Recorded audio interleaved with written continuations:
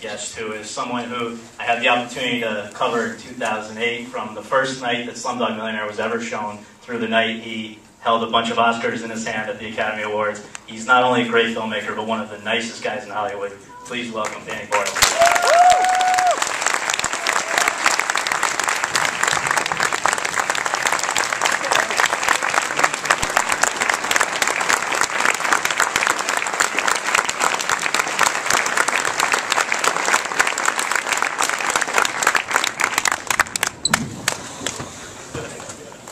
Nobody left, no?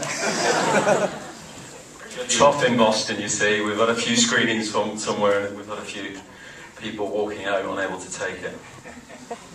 After Slumdog Millionaire, and I think 8 Oscars, including one for you, and the producer who also worked on this, and the composer who also worked on this, and the cinematographer who also worked on this, and the list goes, the writer, you could have done anything.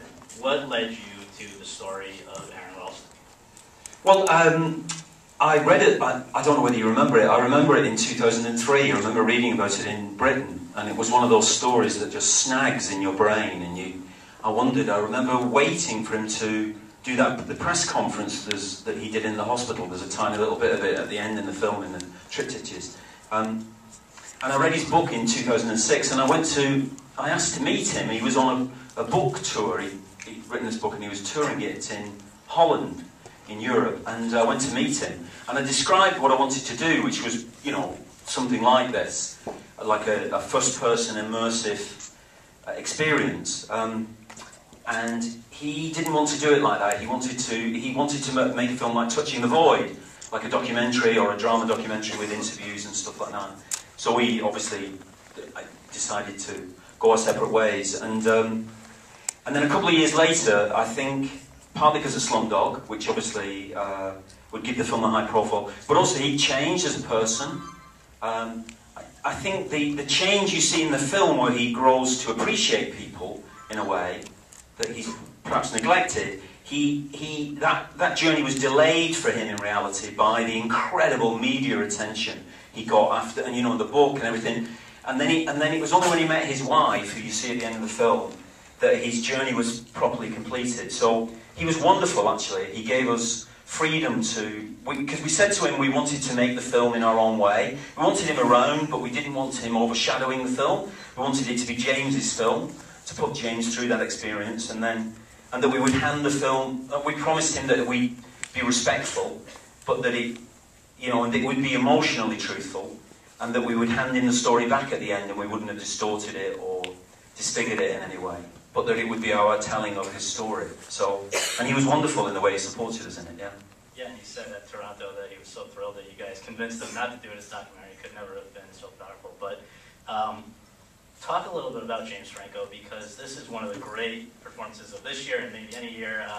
This is a guy who's not only giving a great performance generally, but he's doing it by himself for most of the movie, literally with one arm tied behind his back. What was it like working one-on-one with this guy for however long it was, the shoot, I don't know, but must have been a pretty unique experience. Well, he gives the impression of being stoned the whole time when you meet him. He's literally like half asleep. James. But in fact, that's a front. He's an incredibly bright guy. And it's a front that he uses clearly to keep the whole Hollywood star thing sort of at a safe distance, because he can pretend he was half asleep when something happens, and in fact he knows exactly what's going on all the time. And I think he just took it on board as one of these crazy projects that could, like these other things you hear about him doing, that he thought would be interesting, He felt about the story like I felt about it, and then I didn't know what we were going to do really until we started doing it, and then the way we did the film is we used these very, very long takes. So we would do, like, when he tries to move the boulder at the beginning, we would do like a 20, 30-minute take of that, and then we just cut. I mean, it's brilliantly edited, the film, because you just cut the bits you want out of it, and it's very unusual editing because there isn't anything else to cut to. You can't keep cutting to The Rock and then back to him. It's pretty boring, The Rock. He doesn't really do very much. Once he's landed, that's it. So it was all about James's performance and all about him being able to lose himself in these takes, you know, where he would... And then he tries to rig a rope, and we wouldn't send anybody in to help him do these things. He'd have to do them himself, and then obviously when he actually does cut off his arm. So there'd be long, long takes, what's extraordinary about his performance, I think, is that apart from that kind of commitment, it's the variety he finds in it, because I think obviously you can, with such a static film, it could be very inert. But I hope it's not, because his performances, he finds this range, this contrast in it, you know, which is best shown obviously by the talk show that he goes on, and you know, when he's really beginning to lose it. But it's interesting, when you look back at his work, of course, he does, when you think about things like Pineapple Express and Milk and the James Dean, and that's quite a serious range of acting that he does, you know. And so that was all to our advantage to get him to do that. When somebody thinks of quote unquote a Danny Boyle movie, there's often, I think, the characters and the cameras are constantly moving. Generally, there's people running through the streets in Train Spotting. There's kids running through the slums in Slumdog. It's constantly active. Now, there's some of that at the beginning from the opening montage, and obviously up until the accident. But obviously, it's not possible beyond that. Was this sort of at all a consideration when you took this on? Were you trying to say to people, I can do something different than what I normally do, or were you even aware of this, sort of conscious of it when you were making this film? It felt, obviously, I mean, I tried to make it before Slumdog. I tried to make it in 2006.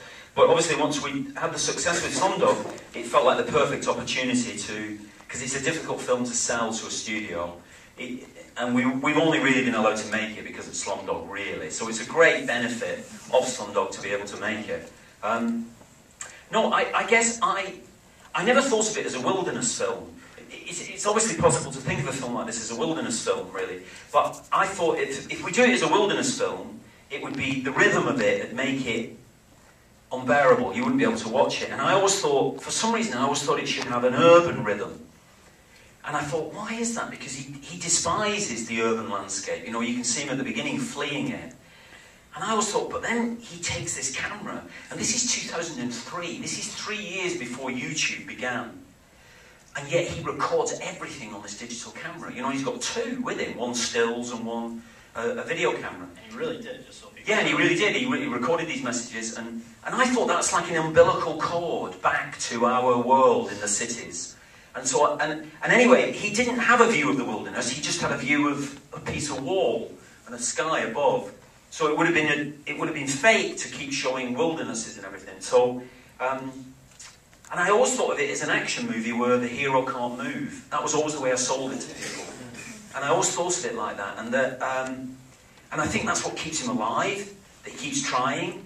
And also, I have this theory, which I don't know whether you get, but I always felt it's the crowd that pull him back, really. What he despises at the beginning, which is us lot, you know, the mass of us in the city, he swims back to us at the end, because there's something magnetic that connects us all, really, I think.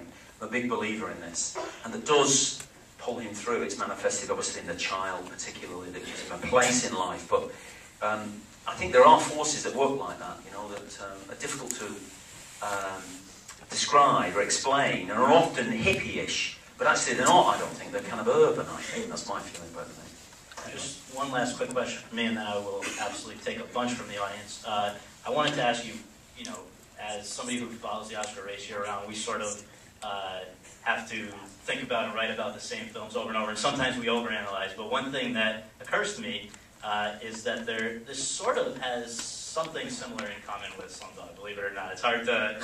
And that is that they both focus on a young man who becomes caught up in a difficult situation, only to discover that he already has the tools at his disposal to get himself out of it. Does this, you know, maybe do you see any connection between these films, and, you know, what's next? Is there going to be something that you can tell us, preview us a little bit? All right. No, well, obviously we thought they were very, very different, but we did use the same cameras that we used for Slumdog, and the technique that we used of these small cameras, which are not like handheld, but they are very fluid and allow the cinematographers to capture movement really, really well. That was something that we brought directly from Slumdog. And I think I love making films where the odds are against the main character. I just love that feeling of I love that feeling of watching him, or I think cinema's great for that.